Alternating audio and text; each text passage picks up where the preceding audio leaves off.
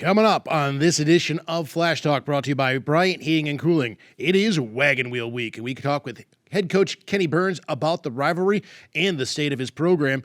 Maddie Johnson joins us to talk a little bit about college rivalries as well. It's the start of basketball season, so we take a look at our Mac-O-Lantern Madness from this past weekend. It is also senior week for our volleyball team, so Haley Eckerman stops by to wax poetic about her senior class. All that coming up, plus a look around Kent State sports. It's all happening in a flash.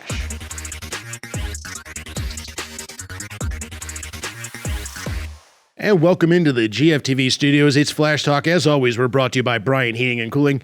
Dan Griffin alongside head ball coach Kenni Burns. And Coach, welcome, I guess, back to Maction. Yeah, I love it, man. Maction, best time of year. How has the adjustment been from flipping your normal to trying to play in the middle of the week? You know what? It's kind of it's kind of how much familiarity that I have from my time at Western. It's not that much different, honestly. It's just kind of getting their bodies adjusted to the change, and we had the 10-day window there to kind of do that, and the guys have handled it well. Now, obviously, rivalry week, actually rivalry next couple of weeks, but obviously the wagon wheel being the big story. Your first time involved in this. I know you guys have emphasized this game a lot, but just how has the intensity been in practice and everything leading up to this game? Well, it's honestly been our best week of practice, and I'd like to think that the wagon wheel had something to do with that this week. But no, our guys are getting better, and they're sticking to the process, and this just happens to be the next game, but it's a big game, and they know it's bigger than them. You know, sometimes when you get to playing in bowl games, it's about what you accomplished that year. But rivalry games, it brings back the past and the future, and it sets a standard that you have, and it's for not just our players, but for our community and for the guys who've come before us. How is the intensity of this practice compared to, say, the times that you've had at Minnesota, whether it be Iowa or Wisconsin week? You know, it's about the same. It's the same type of intensity. You see the players crank it up a little bit. I think some of those guys that they know personally might be buddies of theirs on that school down the road team. But this week it's all personal, and they want to win the game, and they want to make the university proud and the former players proud. I know that we have a number of veteran leaders on this team. What have they kind of instilled in you and a new coaching staff on the importance of this week, having been through it some 3, 4, maybe even 5 times? Yeah, I know that we relied on them some to get some information about what the game is like. And I think their ability to speak on the game and talk about, you know, how personal it is and how much it matters has been great. But we got a veteran coaching staff who's been a part of many rivalry games, and I think they know how to handle it. We know how to get the emotional fire going, and our guys are definitely feeding off our coaches. Yeah, and a chance for you guys to showcase the program on national TV. That's the wonders of Maction. But let's talk a little bit about the rivalry game. This is a Zip squad that has been right on the cusp of a number of victories, whether it be in overtime or otherwise. That Coach Moorhead's got some good things going over there. Yeah, you can see what he's attempting to build over there in year 2. It's definitely moving in the right direction. They've got good players. They play extremely hard, and you know, like you said, they can easily be a 5-3 football team. They had a lot of games that were right there. You know, but we're going to do what we always do. We're going to make it about us and how can we get better and we can improve and be just a little bit better than we were last week. And then hopefully enough guys put it together that we can find a way to win. Do you feel the guys amped up a little bit more, that they also get to showcase their talents and everything that you guys have been working for on a national stage, a way for them to kind of tell their story away from the early season of where their story hadn't completely been written yet? Yeah, I think so. You know, playing Maction and playing on ESPN and all that stuff and getting the national stage, I think the guys are looking forward to that. Some of them are from places that are further away, so they might not be on TV every week, and for their family and friends to watch them, I definitely think you see a different bounce in their step and different energy. Let's talk a little bit about the X's and O's. What do the Zips want to do on offense? I know they've been going through a couple of different guys under center, and what can we expect from them when they've got the ball? You know, they're an RPO team. I think they're a pass-first team, and then they want to run it if you take away the pass. But they're a true RPO team, and that's what Joe's been known for his whole career, taking advantage of the run-pass option. And we got to do a good job of reading our keys and staying true to who we are and not letting them slip behind us with the RPO stuff in the pass game and being sound in the run fits and where we're fitting up the run and all that stuff. But that's what they want to do. They want to spread you out and have multiple options per play, and we got to do a good job of doing our job. And then on the flip side, when you guys have got the ball, what are they going to try to do to slow down the RPO in our run game? Yeah, I think they're having success because they're creating confusion, and I think that's big. Tim Tibesar, I've known Tim for a while. They're doing a good job of just creating confusion with different schemes. They'll be in a 4 down at certain times, and you'll see a 3 down front, then a 5 down front. So again, just mixing up the picture, and we've worked on that now for 10 days. So our guys should be ready for it, and we know they're going to have something new twist. They kind of have a new twist every game on defense that they kind of throw at you, and we just got to be ready to respond and perform. And best of luck as we tell our story on the national stage. Yeah, we're excited, and go Flashes and Kent Grit. Welcome back inside the GFTV studios. Flash Talk brought to you by Brian Heating and Cooling. Dan Griffin joined alongside our OC, Matt Johnson and Matty J. Thank you for, joining us here on set and making your Flash Talk debut. Absolutely. Appreciate you guys having me. Well, you're obviously very familiar with just MAC rivalries in general. This one is probably one of the, if not the biggest one. Just how does the intensity and everything kind of build up in this week? And it's simply means more and it's different. One of the first things Coach Burns did when he got here was we devoted an entire period every day called Wheel Tough.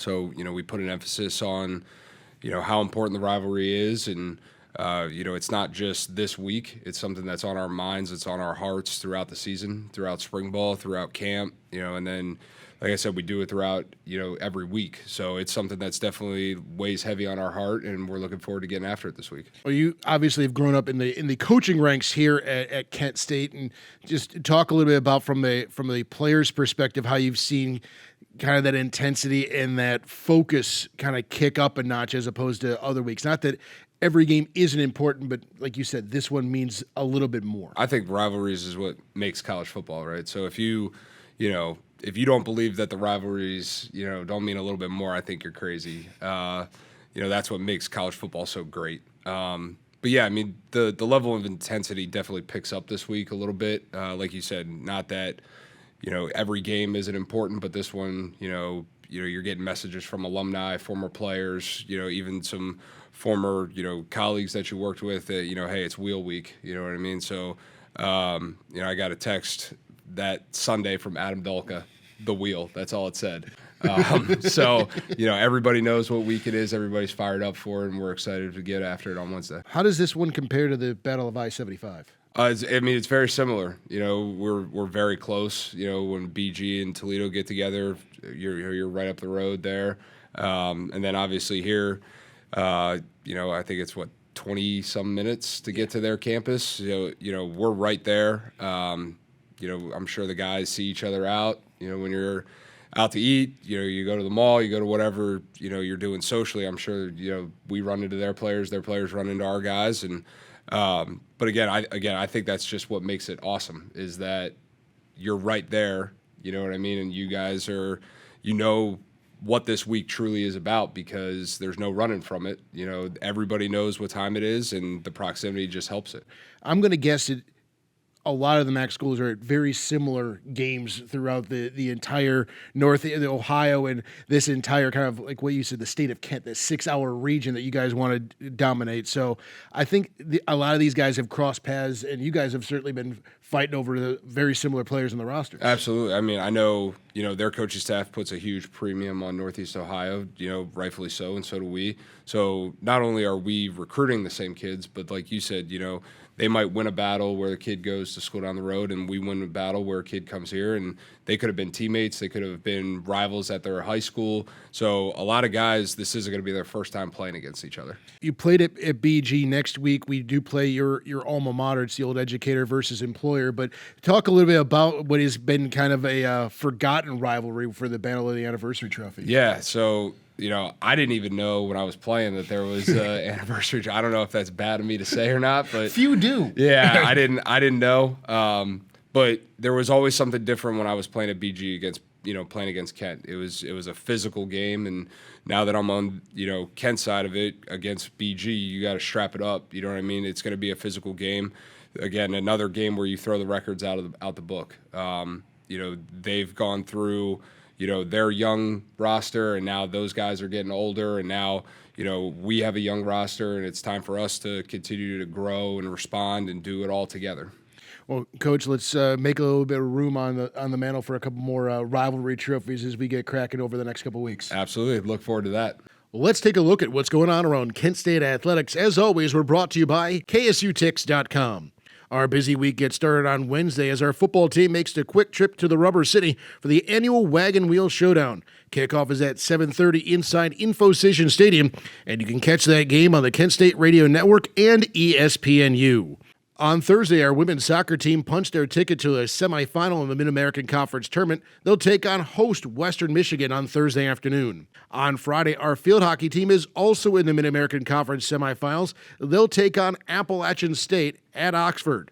Our volleyball team will welcome in Central Michigan to start senior weekend. Our baby Blue Out starts at 6 p.m. inside the Mack Center.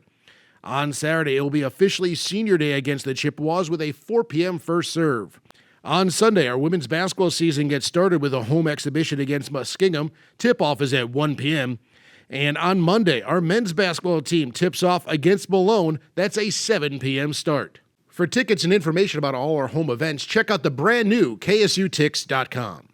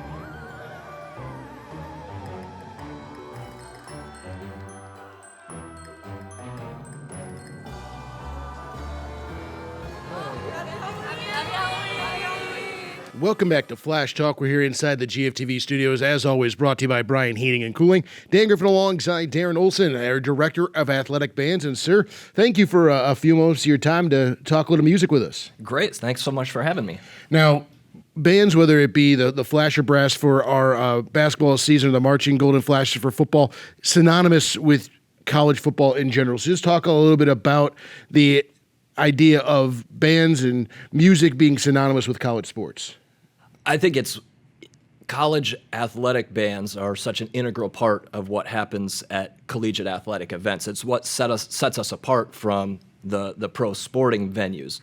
I think that whether it's basketball band or marching band, it's so important for the athletic bands to set the tone of what the atmosphere is within the stadium, regardless of what's going on the field. During timeouts, we want to keep the energy going. During halftime, it's keeping the crowd engaged, so when the teams are off the field and they come back out, the fans are still engaged in what's going on within the whole overall presentation of the entire event. Now, what goes into deciding the playlist or the set list and the halftime entertainment? Do you guys lean on a few captains, so to speak? Because I know you guys have done everything from Rage Against the Machine to Michael Jackson, so literally everything's in play. Yeah, so as specifically to speaking of marching band, it's a long process. So usually in January, I send out a form to all the students in the marching band, kind of getting a feel for what they're listening to, what they're interested in performing, and I start taking bits and pieces of the feedback we get from them. And then in April, we get together as a big group and do breakout sessions where they kind of take those, get into rooms and start throwing ideas off. And that's all of the shows we've done for marching band this year are directly related to that. So they wanted to do Broadway. So The Wiz was going back on tour. Wicked has the movie coming out very soon, so we tied it in with Wizard of Oz. The Michael Jackson came, they all were interested in Michael Jackson, but then they wanted to do the Moonwalker with it, which challenged me quite a bit. I had to take the summer and can I make this work? And we did, and if you haven't seen the performance, they really nailed it the other weekend. It was phenomenal, and I believe that was the homecoming performance. You guys should check that out. But we see you on game days, but there's a lot more that goes into the marching golden flashes, the flasher brass. You guys are on a, for lack of a better word, tour throughout the year. So talk a little bit about you being an outward-facing part of the athletic department. Yeah, so the athletic department and the university, we're kind of a thread through everything that the university does. So obviously you see us at the athletic events. We play at several university functions to create that same atmosphere and that same spirit. And then one of our biggest recruiting mechanisms that we do is Northeast Ohio has this kind of great band tradition in general. And there are a lot of these festivals. I came from Texas, South Dakota, Minnesota, Missouri is where I've all taught. I have never seen these band shows that they have where they get 8 to 10 bands to sit there, not in a competitive environment, but they all go there and watch each other perform. And I think that's such a spirit of band and collegiate bands, and here at the high school level, they're doing something very similar at trying to perform for each other, trying to entertain, and that's really at the root of what we do. Well, if a student wants to join the either the Flasher Brass or the Marching Golden Flashes, whether they're a current student or one that's coming in, how would they go about doing that? Best way to do is find us on social media. It's Kent State Bands, Facebook, Twitter, Instagram, and you can search us on Marching Golden Flashes on the web, and that has all of the information about how to join and how to get involved. But we'd love to have anybody who's interested. Well, Darin, thank you for a few moments of your time, and keep pumping out that great game day atmosphere for us. Thanks so much. I appreciate it. Welcome back to Flash Talk. We're here inside the GFTV studios. As always, brought to you by Bryant Heating and Cooling. Dan Griffin alongside head volleyball coach Haley Eckerman, coming off a big 4-set victory at Toledo. So congratulations on beating the Rockets. Thank you. Let's talk a little bit about last weekend. You guys rebound from a setback at a very good Ball State team and came out angry and with a vengeance against the Rockets. Yeah, I think for us, it's trying to figure out the game still and figure out who we are, which it's unfortunate we're getting towards the end of the season. But just telling them, after that match, like if we can continue to put pieces together like this, we can finish out the season strong. And it looked like a complete team effort to where you've always mentioned that closing out some sets has been that's a sticking point with a lot of volleyball teams, and winning a couple of close sets like that when all of a sudden you may have been in control, Toledo is going to rally back, and then you guys still were able to finish strong. What was the difference on Saturday? Yeah, I think they didn't panic. I think even in set 3, we were close to taking them in a 3 sweep, and I think they did a really good job at bouncing back. We let them go on a couple runs every set, but we did a good job at staying calm and just doing our job, which has been kind of our focus, is more of our keys to success of how can we be successful versus how can we stop the other team. And at this point of the season, it seems like everybody's fighting for either positioning or their playoff lives, but it's also a fun week. We've got the Halloween practice going on throughout the week, but it's also a chance to send your seniors off on a cool note. Yeah, I think it's great for us with our 3 seniors. They've been such a key part of our season and kind of building this new legacy of Kent State volleyball, and it'll be really exciting. So they've got to pick Friday match what we wanted the promo to be, and they wanted to do a baby blue out, so we're going to do the baby blue out or the powder blue out, and then on Saturday we'll get to recognize them and kind of celebrate our season afterwards with family and friends. Yeah, you guys are doing the senior day post-match. I think that always tends to go a little bit better. You don't want to rush, but you also don't want a team to have to warm up and then, have this, even if you make it 10 minutes, have that piece of it, because then our game starts earlier, which we're already on Saturday earlier than our normal Friday matches. But I think, the emotions piece is huge. I'll never forget my freshman year, our seniors, when I was in college, they just bawled their eyes out and they started terrible because we did something in the beginning of the match. And so my coach changed it, and I'm like, I will never have that event again. And so just allowing them to really sulk in it too.